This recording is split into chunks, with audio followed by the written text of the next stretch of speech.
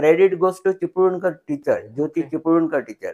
कारण अचानक तेणी कितें ताका जालें कोण जाणा, आनी अचानक तेणें म्हाका गोकुळाष्टमीच्या एका कार्यक्रमान she was in charge of the programme.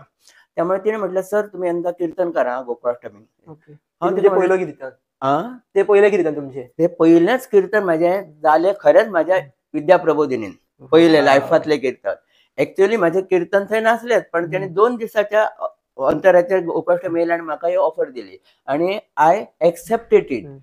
आणि ते सुधीन भट सर आणि निलेश वराडकर सर साथीदार म्हणून त्यांना रिक्वेस्ट करून त्यांच्यानी मान्य करून त्यांच्या मदतीन ते हांव सादरीकरण केले. त्यावेळेस Velingkar sir, Neeta teacher headmistress यांच्यानी पूर्ण एका तासाचे एकूच तास दिल्लो म्हाका. एका तासाचे कीर्तन पूर्ण त्यांच्यानी ऐकले. ऑडियन्सूय आपोआप थंय जमले. म्हाका ऑडियन्स असले ते 8, 9 वगैरे स्टुडंट्स असले. भरगतचा स्ट्रीट भरलेलो तो.